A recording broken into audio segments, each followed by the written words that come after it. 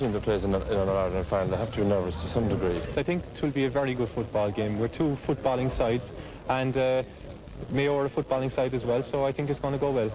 Mayo are better than Cork. They're a grand football team, but there's something wrong with them that I just can't figure out, like, you know. Mayo are going to come out winners on top.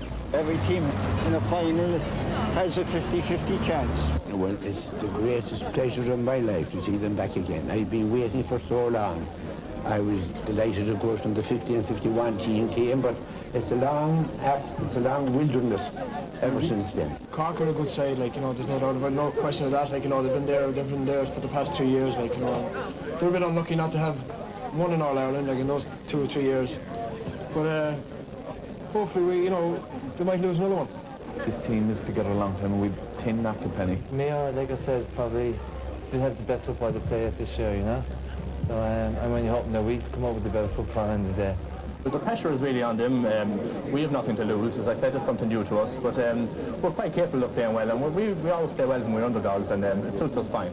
They're feeling what we felt 2 years ago. So I think the pressure's on them now, where we are kind of season campaign is going to patrol park again. They're getting hyped up. And the flags are coming out. I'd say that'd be a huge crowd from Mayo and Cork Park. There's no question at all about it. What about the tickets? You know that's the problem. Because they've experienced, they're a much better team, and I don't think Mayo have the class that Cork have. Oh, it has lifted the whole county enormously. I mean, people all around Mayo now, they're feeling good. And I was telling yourself last night, it has just lifted everything. People just feel good. A county needs something like this every now and again. Even though Cork lack the killer instinct, I still think they do. And having watched them training and having seen the last match against Dublin, I felt they should have put away Dublin. I think it's the first time in years Mayo have a bit of pride themselves. And they're a team that's not going to be beaten. They haven't been beaten all year, and they came back. How many replays? And they've showed a lot of confidence. We were beaten above our scum, we came back.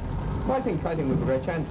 This year it's autumn, and Mayo haven't off. And as a matter of fact, I mean, you could tell the Mayo people to save their money not be travelling to Dublin. It's like a weekend out. Well, that's what it will be, Paul. A little holiday, a little weekend out to see a classic exhibition of football by the Cork footballers. If they're going for that, they'll get it. You know Cork are playing in a big football game next week. Yes, I did. What game is it? The soccer. Gaelic football. Gaelic football. Okay. Their soccer team is playing. Yeah, I know they played Germany. The hurling team played Germany yesterday. I wonder where he's going to end up tomorrow afternoon. Well, it's Studio One. It's Saturday night, the eve of the All-Ireland football final, and this is, of course, the Final Prospects, our traditional live show aimed at getting you in the mood for this great sporting weekend. Well, a fortnight ago, we had the supporters of Tipperary and Antrim here with us, but tonight, we welcome Cork to the studio for a third year in succession. The truth about it is that they never went home at all after last year. They're still sitting here, staring hopefully at the Salmaguire Cup. Well, we also welcome to the programme, and despite what one well-known Cork man suggested there, yes, they have travelled up, the supporters of Mayo. Now, it's been 38 years since the Mayo faithful have had cause to make this September journey, so I think that they won't even be too worried if it is a hurling match against West Germany. I know they're going to be delighted to be part of this special weekend. So, over the next hour or so, we hope to be sharing in their joy at being part of football's big occasion, their hopes and their aspirations, as well, of course, as those of Cork. Now, Cork this weekend will be hoping and praying that they don't become the first county since the war years to lose 3 All-Ireland finals in a row. More from Cork later, but I think tonight we should allow Mayo to kick the first ball, and just to show that despite what they say at times, yes, the West is awake.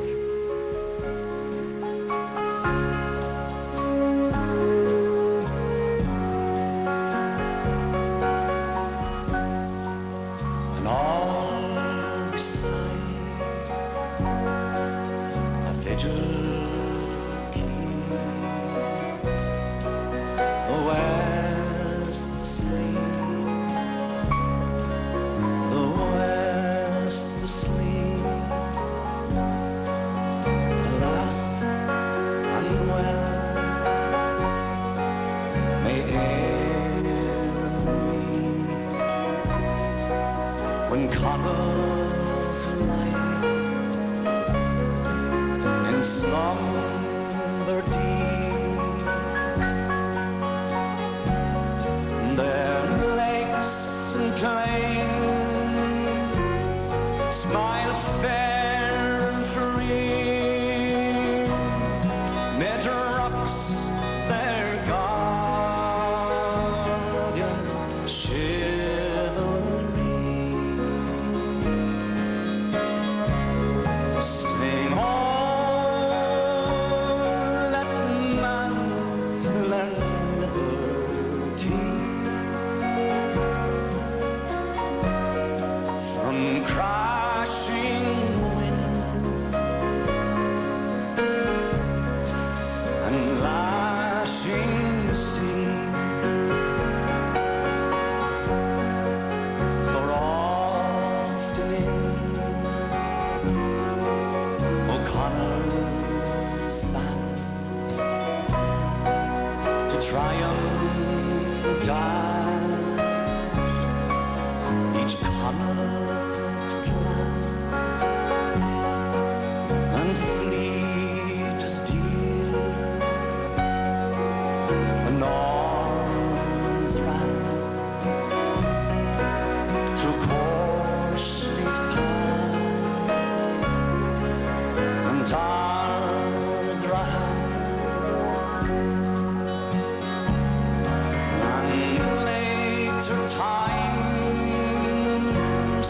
saw deeds as brave for glory guards Clan Rickards grave. Sing on, they died their land to save from Auckland's snows to Shannon's waves. And if an old vigil the West asleep, the West asleep, alas and well, may Aaron weep that Connacht lies in slumber deep. But hark a voice like thunder spake, the West's awake, the West's awake. Sing oh, around the Tingland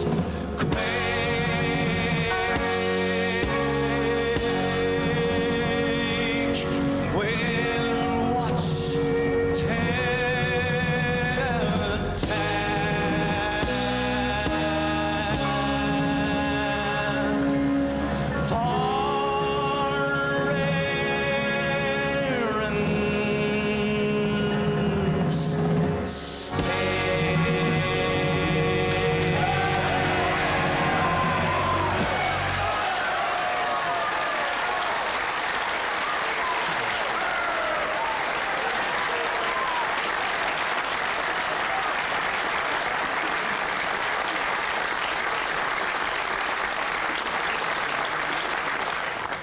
Yes, indeed, Johnny McAvoy and at least half our studio audience in great singing voice tonight. Johnny, by the way, not a Mayo man himself, we must admit. Tomorrow, I'm sure that Johnny will be shouting for his native Offaly because they meet Derry in what should be a cracking minor final tomorrow. Offaly bidding to add the football title to the minor hurling title that they won a fortnight ago. Derry, of course, out to take at least one All-Ireland Championship North this summer. Well, more about that later, but in the meantime, well, this is the senior trophy, the Sam Maguire Cup. Now, I know that you probably knew that, but they haven't seen too much of the Sam down in Mayo these past 40 years, you know, so we thought that we'd let the Mayo people here in the audience tonight have a good look at it, just in case, you know, just in case. This All-Ireland final, as we said earlier, has been a long time coming for Mayo, and it's been a rocky road to Dublin for them this summer as well. It took Mayo 2 attempts to get past Galway in the Connacht semi-final, and then Roscommon proved even more difficult, this one going to a nail-biting replay in Roscommon. Inside to Ray Dempsey with Matthew Riley. Still Dempsey, the 19-year-old. Frank Noonan, an advanced spot right on the end line. Durkin, brilliant goal! Oh, a super goal by Noel Durkin.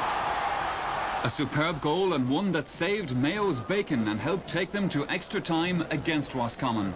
The champions were on the rack, but they were rallied by star forward Liam McHale, while the Mayo team manager John O'Mahony was determined that his side would fight back. Another half hour to go, Mayo responded superbly. Whoever wins the Connacht title is going to have it well earned. Run forward by Brian Kilkelly. Can he make a difference? Into Willie Joe Padden. Finnerty. It's a goal by Anthony Finnerty. Kilkelly supplied the ammunition. Padden was there as well. It broke to Finnerty. He was being held, but he persisted, and that persistence paid off. And now Mayo have something to cheer about. The sides level again. Brian Kilkelly ambitiously down to Finnerty, who can finish it off now here. This is McHale. That's Jimmy Burke. Oh, he's missed it. And it somehow goes over the goal. Fetched beautifully by Finnerty. Added to McHale. Roscommon were weary and tired at the back. Burke was going in. Advancing, and finally it's somehow tracked over the line, and Mayo have retained the title. Next stop, Tyrone in the All-Ireland semi-final. Fitzmaurice to take the 45. Noel Durkin looking for the equaliser, and it's there. Sides on level terms with 8 minutes remaining. Noel Durkin's first point. He's the first forward to get a point from play. The fans living on their nerves. McStay into the path of Noel Durkin. Trying to go round John McGoldrick. A lazily struck pass outside. That seems to be Dermot Flanagan. No, it's not. It's Kilkelly. And it's gone over the bar. It's Brian Kilkelly who puts Mayo into a 1-point lead. His first point of the match. 10 points to 1-6. That's 10 points to 9. What a vital point that would be. He was the player who set up the Anthony Finnerty goal in the Mayo final replay, I seem to recall, just, what was it, 2 weeks ago. Two things I think may inspire Mayo now. The return after stitching of Willie Joe Padden and the brilliant goalkeeping by Gabriel Irwin. Here's McStay. Steadying himself. Oh, doing well. From the tightest of angles. Not leaving too much margin for error, but Kevin McStay has got his first point of the afternoon. It comes to Liam McHale. He'll hold it up now, about 50 metres out from his own goal, belting it down towards Jimmy Burke. Hasn't been too much in the action, but if he can hold it up now, that'll be enough. This is Fitzmaurice. There's players in support. Fitzmaurice going it alone. His confidence high, and he's put it over the bar. 6 points for Michael Fitzmaurice. That's the first from play. He's a real hero now, with 3 points between the teams. Yes, that was the kind of scoring that put smiles on the faces of Mayo people everywhere. There was nearly as much cheering in the studio audience here tonight as there was at the match originally. Did you enjoy that? Yeah! Well, I know another person that put a smile on the face of, and that was the Mayo County Secretary, John Prenty. And John is with us here in the studio tonight. John, you're very welcome. Thank you very much, Mike. Have you any tickets? No tickets. No, John. All I need is one. I mean, there must be one going. The only ticket I could give you now, Michael, is one to get in here tonight. Well, let me tell you, they're nearly as scarce, or were nearly as scarce as All-Ireland tickets, and I must say thank you for everybody who wrote in and expressed an interest, but unfortunately we couldn't look after all of you. Studio One, I'm afraid, is a little bit smaller than Croke Park. John, is the demand for tickets as bad in Mayo as what we hear? Yes, there has been a huge demand for tickets in Mayo. In the last 3 weeks, people have been searching the highways and the byways for tickets. Unfortunately, all of them couldn't get them. If we had 68,000 tickets, we could have filled Croke Park tomorrow. Look after them all. Yeah. I can't help noticing, by the way, John, that you're wearing a red tie tonight in honour of the Cork people. So that was a very decent gesture. Most people that know me know that I rarely wear a tie at all. So Frank Murphy gave me the loan of his.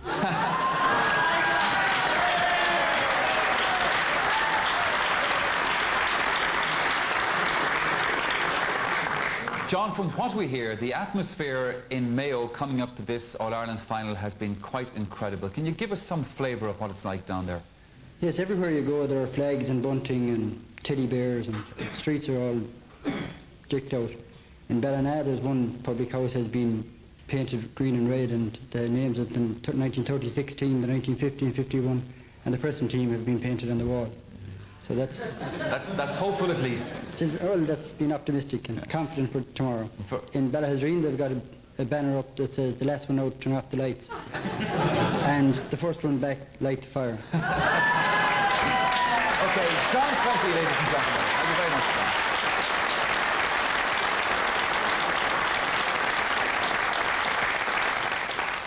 Well, now, the manager of any team is the person who gets most of the praise when things are going well for the side, and, of course, most of the abuse when they've been beaten. Well, the Mayo manager, John O'Mahony, is, I'm sure, fully aware of the hero or villain tags awaiting for him at Croke Park tomorrow afternoon.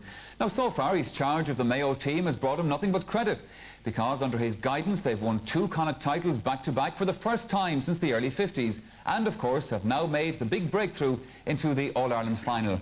But now that they've gotten there, can Mayo pull it off? Well, this is what John thinks. We're just, we realise that we're not going to be favourites going into the match. We fully respect Cork and so on. But having said that, we're going up we're going up to win the match, and we're going with our best foot forward, and we're going to give it everything we have. To a certain extent, all the pressure is on Cork. It's their 3rd in a row, and I think at this stage, all the Cork supporters must be demanding success from that team, and that's an ideal situation for us. We're delighted, and the players are delighted that we have given the public of Mayo a lift right throughout the world. If there was any one factor that stood out with this team this year is its resilience. I've talked about it earlier before now, and I think in each match right through the championship that has come out. Against Galway in the first match we were 8 points to 2 down, and we came back to draw, and against Roscommon in the first Connacht final we were down, and we came back, and we came back from a last minute penalty against us in the replay. So it is a team of comebacks, but we're hoping that we'll be in front, maybe, that we won't have to come from behind against Cork. I saw them in the semi-final against Dublin, and a lot of people were not that impressed with them, but I certainly was, and I thought they showed great maturity in coming back from what was a difficult position, from being 1-4 down, and they have been through it all, so they certainly are a mature team. I think they have learned from the last 3 years, and they will be a difficult team to beat. John O'Mahony, the Mayo manager. Well, John was only a very small boy, and in fact none of the Mayo players were even a twinkle in their father's eyes when the county last won their All-Ireland. Now, those were very prominent years for the green and red on the All-Ireland stage. They lost, of course, the 1948 final to Cavan. They were the beaten semi-finalists in 49. But then came their 2 years of glory, 50 and 51. The active Tom Langan gets the ball in his hand and presses his way through for a goal that does much to put his county on the road to victory.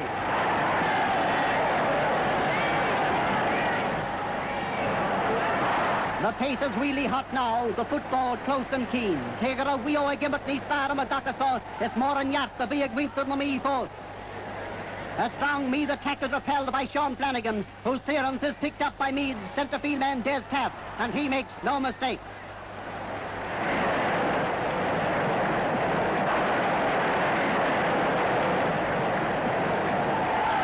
But Mayo returned to the attack, and despite the resistance of Kevin McConnell, Tarek Carney, the Mayo man of the match, scores from a free.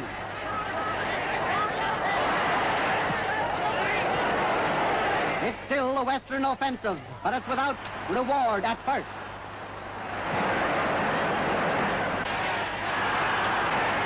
Brian Smith and Paddy Meagan are in the thick of the fray, as always. And now for the movement that brings Mayo's second goal, as Dixon passes to Sean Mulderrig. He gets the ball through to Joe Gilvary, and he sends through his goal to make the half-time score. Mayo, 2 goals and 3 points. Meath, 8 points.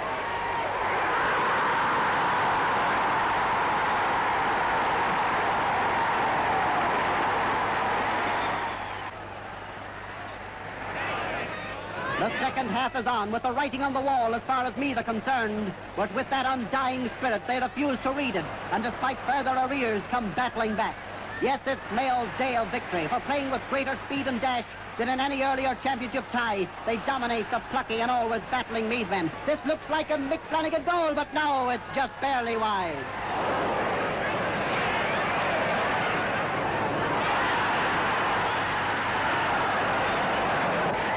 Here they come again. Flanagan beats Micheál O'Brien, passes to the centre, and he's there to take it himself. Up goes the mighty Paddy O'Brien, and down he goes. But did he fall, or was he pushed? It's homeward bound for hundreds now, even before the final whistle. And when this does go, it's a signal for the crowds to surge onto the field to cheer the victors. And while praising the winners, let us not forget the great sportsmen of Meath, defeated yet honoured too. While on the Hogan stand, Mr. Vin Donoghue, a vice president of the GAA, presents the Sam Maguire Cup to Sean Flanagan. And as the crowds look on, the Mayo officials are happy with the smiles of victory. Yes.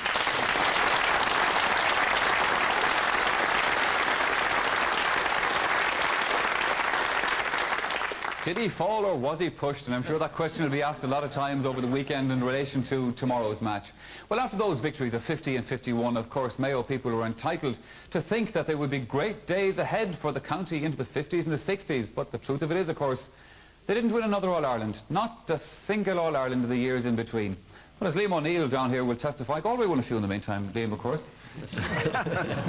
3 like that. Well, now, because of that, I suppose, the men of 50 and 51 have gone into the annals of legend in Mayo's sporting history. We're delighted that some of that team is with us here tonight, and included amongst them is Father Peter Quinn. Peter, you're very, very welcome indeed.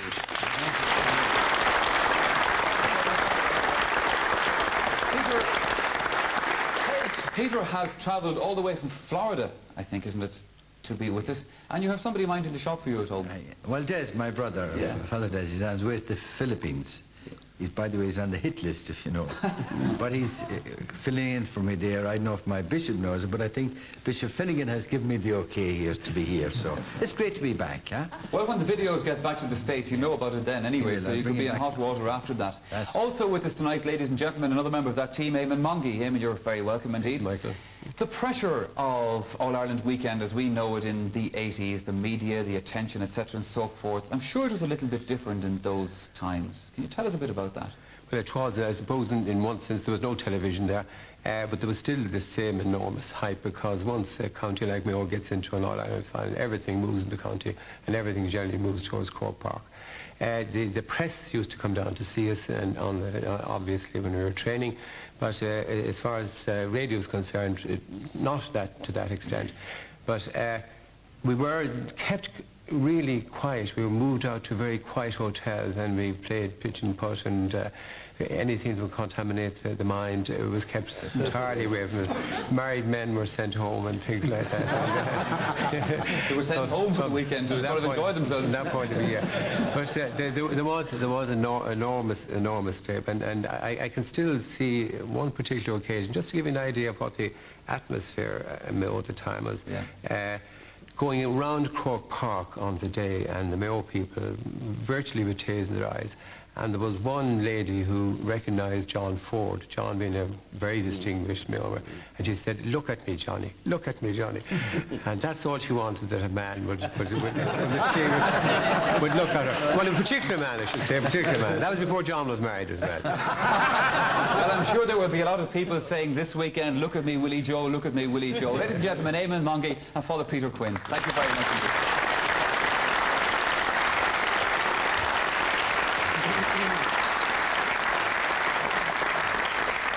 Quickly sits down in chair. Well, next we turn to two other Mayo men with perhaps a different perspective on this weekend's final.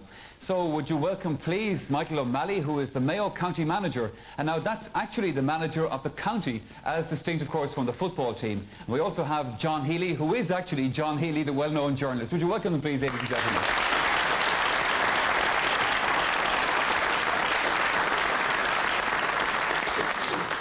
Mick, we were talking early on about all the Mayo people coming up to Dublin for the weekend. Emigration in Mayo has been a big problem down through the years, but I suppose none more so than this particular weekend. Well, everything that moves in Mayo is up here at the moment. Including the statues. Including the statues. Everything that moves is up here. And you're up here, of course, with one purpose, and that is to show their solidarity behind the Mayo team. Could I take the opportunity to send a message, a sincere message to John O'Mahony and to the team, and that is to assure them of the way we are all behind them, the way we want to have them have confidence in themselves, that kind of confidence that's going to start putting the ball over the bar very early tomorrow from 35 yards out, 40 yards out and 25 yards out, and the goals are come.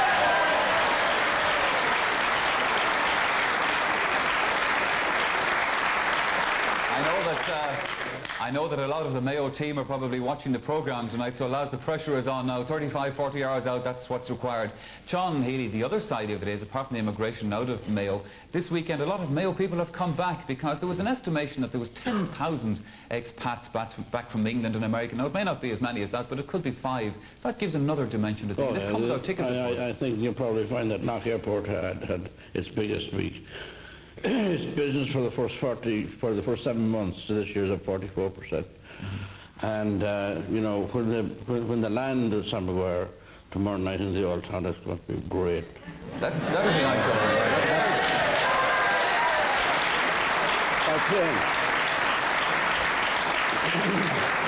You might even have the Pope as well going back down. No, we won't follow with the Pope.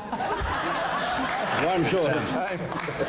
He's in second place for this weekend behind Sam anyway. Right. Mick, do you think the footballers are going to win tomorrow? Seriously? I really do, yeah. I really do. This team, you know, one thing has happened to this team, and that is the confidence that has been built up. And that confidence will overcome that horrible hour that there is always before coming out onto the field. The way in which John O'Mahony, people don't realise how good a trainer, how good a manager this fella is. He has protected those players. He hasn't allowed the hype to get at them. There's plenty of hype, which is great, I think. I think it's a wonderful thing. It certainly is.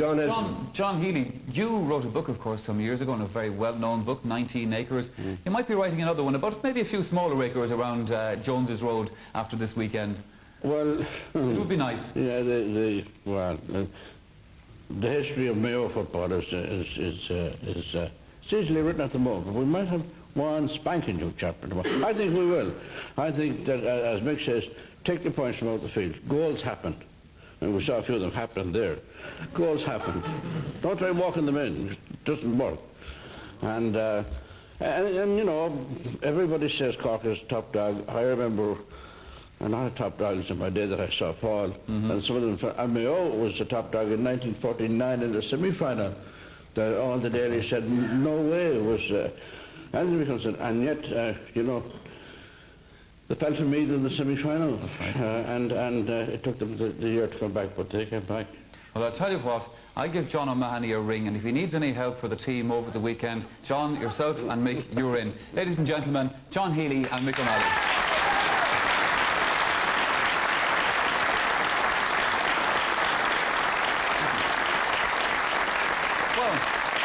Right now then, it's time for us to take a break, but still to come on the programme we have a song from Cork, a look back at their last All-Ireland success and the latest news from both camps. So please do join us again in a few minutes. Thank you.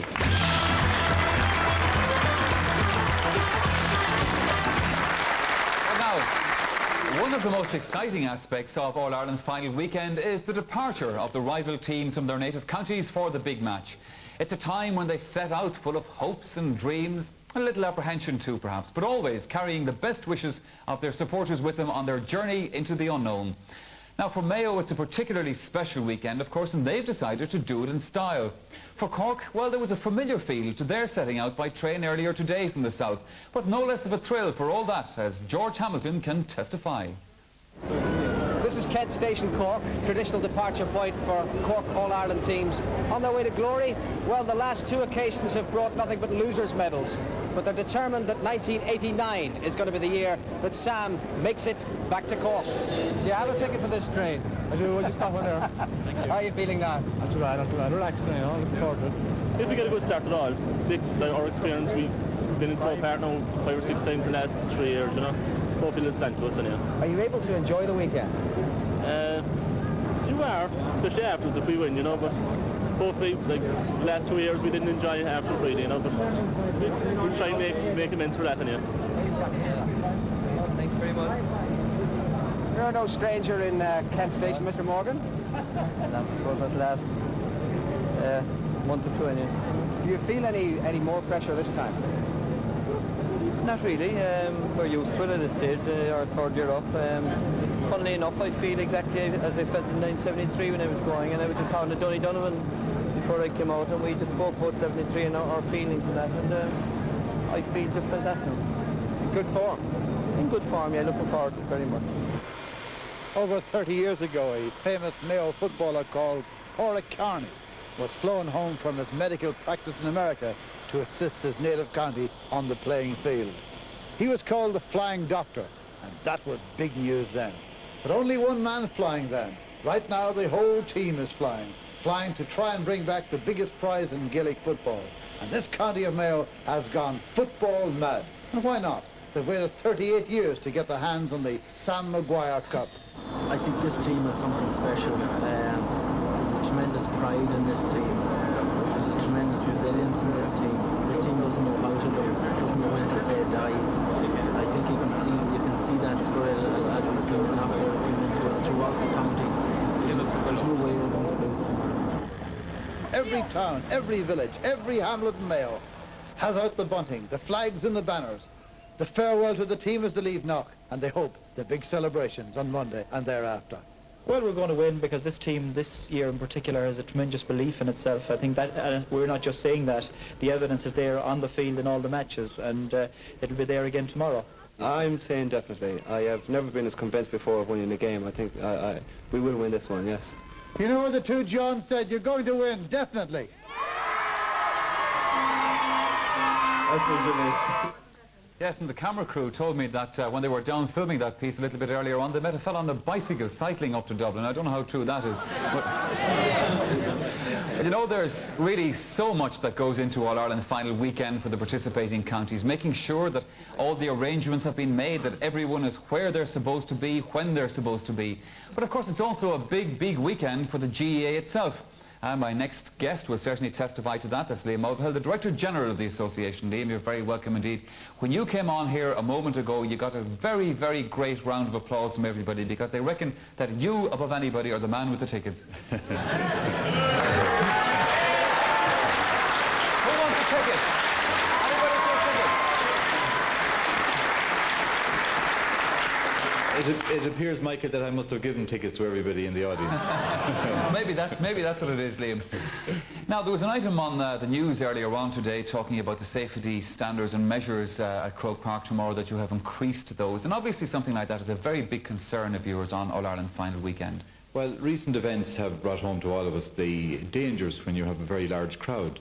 And while the Gaelic games and especially our All-Ireland finals have tended to be very well conducted and our crowds have been very sporting, at the same time we all can learn from what happens on other occasions and in other countries, and we have taken a number of measures that we feel will make Croke Park a safer place and make our games more enjoyable for everybody. Some of those measures can be implemented immediately. Some of them are more long-term, of course, and we have been announcing plans over the last 12 months or so, but it will take some time to put those into effect. But overall, even before the events in other countries, we have been aware of the fact that it is necessary to upgrade our facilities to make them safer and more enjoyable for everyone.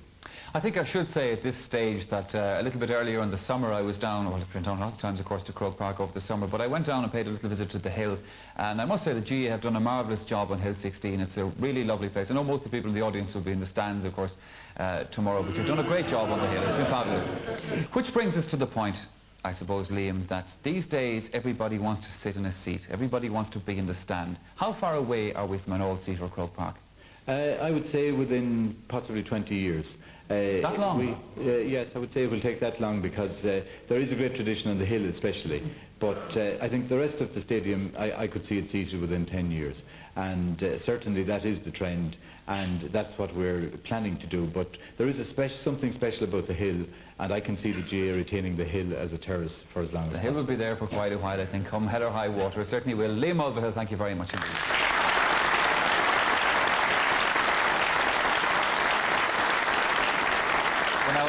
Earlier on in the programme, we saw how Mayo made their way to this year's All-Ireland final, but now let's take a look at the Cork side of it.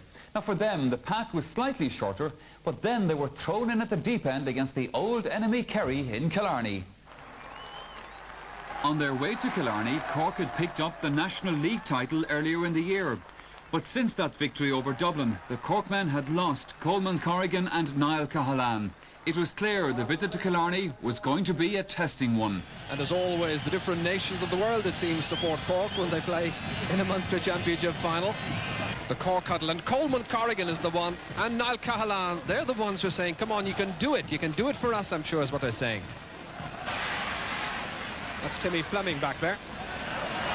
Loose clearance, however, straight to Larry Tompkins. And Cork punish it. Larry Tompkins' first point. Here's Kerrigan. Into space towards Denny Allen. Taking it down with poise. Turning to face Ambrose O'Donovan. Getting it onto the right boot to give Cork the lead. 5 points to 4. The Munster champions ease into a 1-point advantage. Coffey's free quickly. Into John O'Driscoll. Unmarked. John O'Driscoll. Now he had to go around the defender and back again. But watch as he struggled to get away, get a bit of freedom. And what a good finish, high into the corner. Nelligan was powerless. Cork, a younger and fresher team it seems. Laced with skill. Barry to Cleary. And the finish perfect. A free which will take some of the pressure off the Cork rearguard taken by Tompkins to the unmarked Teddy McCarthy. Lining up his pass inside to John O'Driscoll. That goal really was crucial before half-time. It set Cork up, and O'Driscoll adds to it now. That's a goal and a point by the gallant Ballingeary man. A rare achievement by Cork, a third Munster title in a row. In the All-Ireland semi-final, they faced a revitalised Dublin side, hoping to reverse that league final result of earlier in the year. Teddy McCarthy under it, so too is John O'Driscoll, and it doesn't count, it's a penalty. The referee is giving a penalty to Cork, the goal doesn't count. 21 minutes gone. O'Leary faces John Cleary from the penalty. Expertly put away. There was a confidence and authority in the way he struck that penalty. Cork right back in the match. Dave Barry. Towards John O'Driscoll, nothing quite going right. Their method not on song at the moment. Teddy McCarthy had made a good run forward into a full forward position, but the ball just didn't reach him. That's Dave Foran. Down towards Mick Galvin. The greater directness is coming from Dublin. And that's Paul Clark ankle tapping John Cleary. The referee allowed an advantage. It reaches Teddy McCarthy inside the 45-metre line. Dave Barry here. On the right boot, and John O'Leary lets it bounce. Oh, this could be serious. Paul McGrath. Oh, an amazing incident. It's a penalty. It's another penalty. This one, with 31 minutes gone in the first half, can tie up the scores. He's scored. And despite the fact that they won, there's still people in the studio audience shouting free out, ref. Well, earlier we spoke to the Mayo County Secretary, John Prenty, and now we do the same with the Cork Secretary, and indeed one of the best known officials within the GEA, that's Frank Murphy. Frank, you're very welcome to the programme. One aspect to Cork and my own county, Galway, that I note is that when the football is up, the hurling is down. The hurling is down, the football is up. Why do you think that is? Well, I think it's coincidental, really, Michael. I suppose not surprising when you think that over the last quarter of a century only 2 counties have been representative in the same year in both All-Irelands, and just about 1/3 of the counties have contested the football, and 1/4 have contested the hurling in, say, the last 20 years. And insofar as Cork is concerned, I suppose, looking back, we had a great run of success in hurling. Starting with, say, from the time that Tipperary won the 1971 Munster and All-Ireland title, Cork went on to win 12 of the next 15 Munster championships. Now, for the first time ever, we have won 3 Munster football titles in a row, and we are confident, but not overconfident, that we will be All-Ireland champions tomorrow.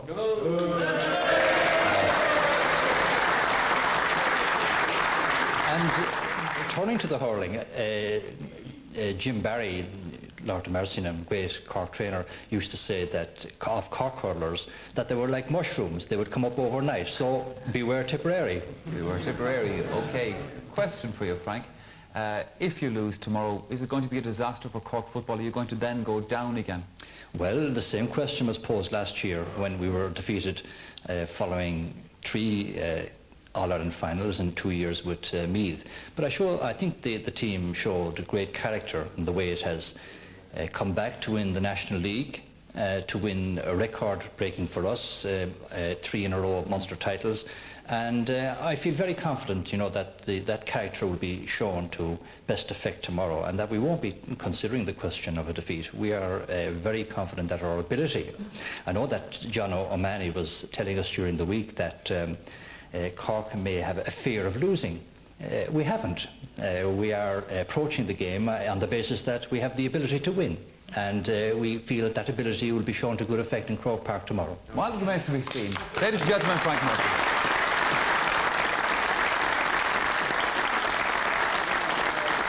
Earlier also we spoke to the Mayo manager John O'Mahony, but the man who has taken Cork to the brink of All-Ireland glory over the past 3 years is Billy Morgan. Strangely enough, Cork's football revival has coincided in the south with the re-emergence of Tipperary in hurling. Well, a fortnight ago, Tipperary were rewarded for 3 years of hard effort in the championship, and I'm sure that Billy Morgan is hoping for a similar award tomorrow. Ourselves in Tipperary have started to run similar courses over the last 3 years. I would think there was actually more pressure probably on Tipperary than there might be on us, because they were so much overwhelming favourites against Antrim, whereas we might be favourites against Mayo, but not to the same extent.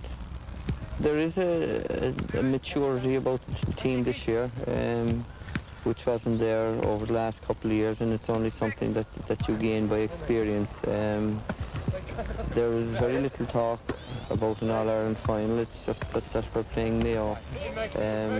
Before the Dublin game and the Kerry game, there was a lot of tension around, you know, that appears to have disappeared, and there's more a buzz about them in training. Even though we tried to put it aside, there was an awful lot of talk about this 3 in a row Munster titles, which had never been done before. Also the fact going to Cork Park that we had never beaten Dublin in a championship, and Dublin hadn't been beaten in a semi-final since 1965, put a lot of pressure on the team. But I thought that they handled it well, you know, particularly when they were 7 points down, to hold their heads and come back. We played Mayo 3 times in the last year, and in fact lost all 3 games. They beat us in the league last October and beat us in 2 challenge games earlier this year. So that they have the sort of Indian sign over us at the present. Yes, Billy Morgan, the cautious Cork manager. Well, it's music time once again, and this time it's a song from Cork. And I can tell you, it's not By the Banks, because we'll be hearing plenty of impromptu versions of that, no doubt, over the next 24 hours or so. Our next group released a record last year called The Ballad of Larry Tompkins. You may have heard it. Did you buy it yourselves? They'll buy it tomorrow if they win, I can tell you. But tonight, they're going to sing about some other Cork heroes, the Boys of Fairhill. Here's Reardon's Fancy. Long potted bridges wickets, holders for a matches ticket. Here's up the mall, says the boys of Fairhill. The Blackpool girls are very rude. She goes swimming in the wood. Here's up the mall, says the boys of Fairhill. The Blackpool girls are good and tall. Up begin the sunbeam wall. Here's up the mall, says the boys of Fairhill. Well, if you want to join our club, come right down to Whelan's pub. Here's up the mall, says the boys of Fairhill. Well, they sell rashers and machines, muffins, stout and pig's cool bean. Here's up the mall, says the boys of Fairhill. Down in Blackrock there is no law. Next door neighbours and Igor. Here's up the mall, says the boys of Fairhill. In Churchfield and Grown abroad, the girls they are very global. Here's up the mall, says the boys of Fairhill. Well, they've a lair across the foam, just to kiss the blarney stone. Here's up the mall, says the boys of Fairhill. Well, Blackrock Castle stands up straight. The river Lee goes underneath. Here's up the mall, says the boys of Fairhill. The Rockies thought they were the stars, till they met with St. Finbarrs. Here's up the mall, all, said the boys of Fairhill. The blardy hens are no use at all. When they lay them small. Here's up them all, said the boys of Fairhill. Well, Maggie Barry make your beans. Fairly busting at the seams. Here's up them all, said the boys of Fairhill. Well, Billy Allen cooked the ball. He who bow, ball and all. Here's up them all, said the boys of Fairhill. The boys in Cork won't harm you. The girls, they will charm you, boy. Here's up them all, said the boys of Fairhill. The boys in Cork are very nice. I've tried them once or twice. Here's up them all, said the boys of Fairhill. Well, Cork footballers are a treat. The Mayo team they're going to beat. Here's up them all, said the boys of Fairhill. The smell of Cork's bridge is wicked. How does foreign matches sticking? Here's up them all, said the boys of Fairhill. Here's up them all, said the boys of Fairhill.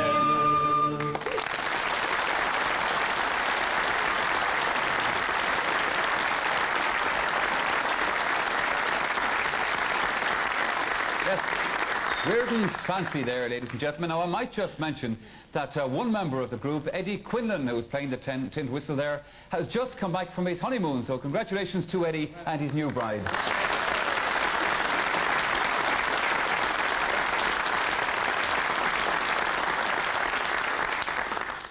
'73, I remember it well.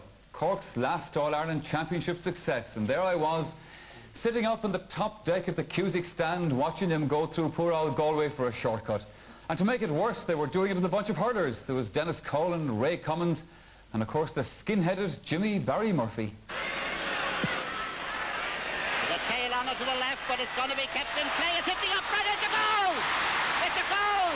And Jimmy Barry Murphy! Jimmy Barry Murphy! Into the centre, and this is Dennis Colan from Dennis Long. Dennis Colan, a lovely one, and it's over the bar! And here's Morgan Hughes. Bill Morgan out to the wing to Coley McDonough. Coley racing out to him. Brian Murphy out after him. Coley's got it now. Working his way through into the centre. A lobbing ball in, and Billy Morgan in possession. Billy Morgan chest high to the ball and getting it out. Right foot it down into the centre of the field. Donald Hunt. And Jimmy Barrett. Jimmy, who seems to be everywhere. Right through the centre to Ray Cummins. Ray Cummins down. Up and on the wing to Jimmy Barry Murphy. Jimmy Barry on the 14. What's he going to do? A goal!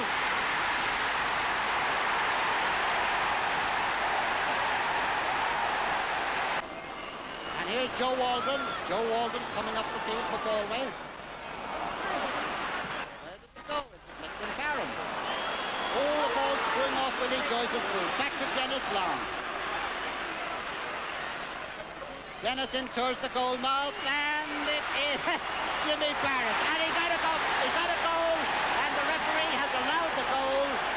The crowd coming in, storming in to Jimmy Barrett, and I don't think the final whistle is gone. The crowd are in to cheer off the yes it is, it's gone now all right. The referee has said, what's the use? He blows the whistle, time is up. Cork have won the All-Ireland, 3 goals and 17 points to Galway's 2 goals and 13. Yes, I'll tell you, if the Galway defenders could have tackled Jimmy Barrett as well as some of the Cork supporters running in, then the result of that match might have been a bit different. Well, that 73 team was captained by the present manager, Billy Morgan, but spearheaded an attack by Ray Cummins, and Ray is with us tonight. You're very welcome, Ray.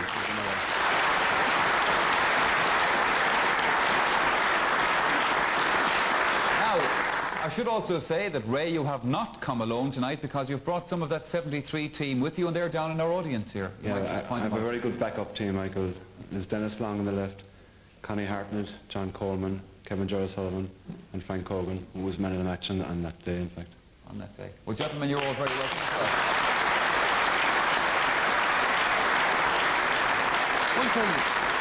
One thing that just occurs to me, you know, looking back at that clip of the 73 match, have you seen that film before? Have you kept a video of it? I haven't actually kept a video of it, but in the past 2 weeks, Frank Hogan and myself studied it very carefully. Frank, as you know, is a mature to the team this year, yes, helping out John Cronin. So it was, you know, a long stretch, but it was nice to see it after, what is it, 15 years. Yeah, do you think the present team have been looking at it for a bit of inspiration or something like that? I think they've their own inspiration rather than looking back in the past. I think. Are they going to win tomorrow, do you think, Ray? I'm optimistic, Michael, not overconfident. I think they've learned how hard it is to win in All-Ireland in the last 2 years, and I've no doubt that they'll give it their best shot tomorrow. Well, Ray, it's great to see yourself and the other members of the 73 team with us here tonight, and thank you very much for joining us.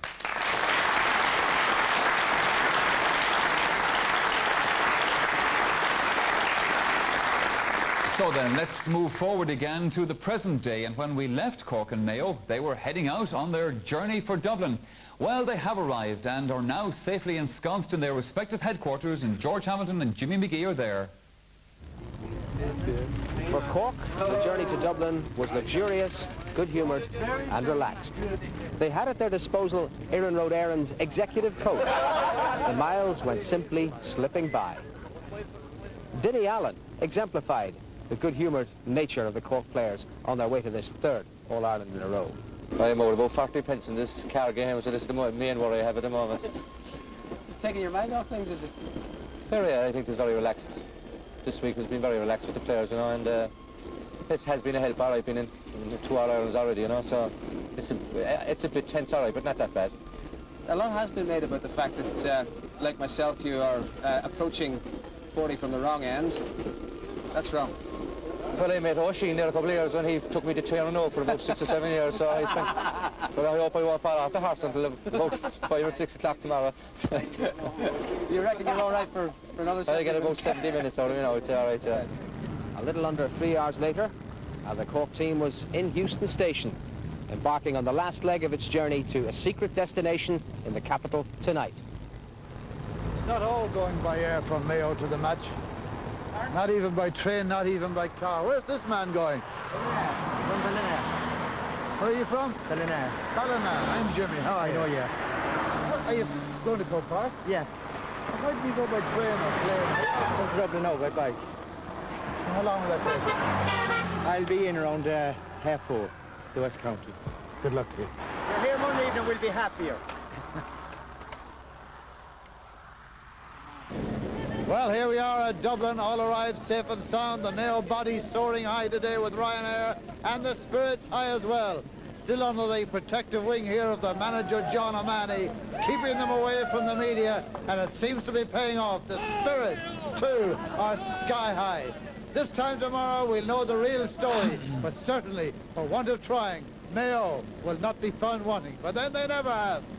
Yeah, there's a great attitude, a very good, calm, positive attitude. We're going up to win.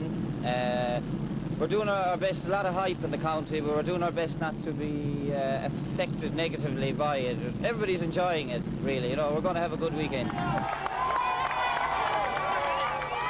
You see, I told you about the fella on the bike. I was often wondering whatever did happen to Eddie the Eagle. So, Cork and Mayo then are all set for their big day. But it's a big day too, we must remember, for the miners of Offaly and Derry, who are also chasing All-Ireland honours at Croke Park this weekend. Offaly's last minor victory was in 1964, but I'm sure they're hoping to emulate the success of their minor hurling team of a fortnight ago. This is how Offaly and Derry reached this year's decider. On the day that Mayo qualified for their first senior final since the 50s, Derry scored an impressive victory over Roscommon in the minor semi-final. It took Derry some time to settle into their stride in the game, and in actual fact they trailed by a point at half-time. But they were a different proposition altogether in the second half, taking total control of the game at midfield, where John Mulholland and Anthony Tohill came into their own. Well, that freed up their forwards to get into full flight against a hard-pressed Roscommon defence, and by the end of the half, Derry had added 4 goals and 9 points to their overall total, giving them a runaway 18-point victory and into their first minor final since 1983. There were no goals in the Offaly-Kerry semi-final, but an emphatic victory for Offaly nonetheless. Kerry fought a brave battle against the wind in the first half, but ironically they fared worse with the advantage of the breeze on the restart, Sean Brennan proving a huge influence for Offaly at midfield. Offaly were forced to make a substitution early in the second half, but with players like Bernard O'Brien at midfield now tearing into the Kerry man, Even the loss of the influential centre-back Finbar Cullen was not going to halt the boys from the Midlands.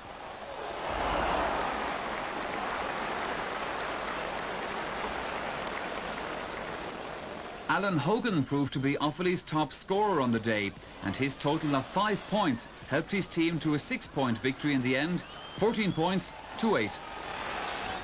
And on that note, we must wrap up our preview programme of this year's football final. Well, we're off now to grab a few drinks, a few hours sleep, before tomorrow's hectic day at Croke Park, although I'm not too sure if everybody here is going straight home. But for RTE viewers, the activity begins tomorrow at 12:45 on RTE1 with the build-up to the big day.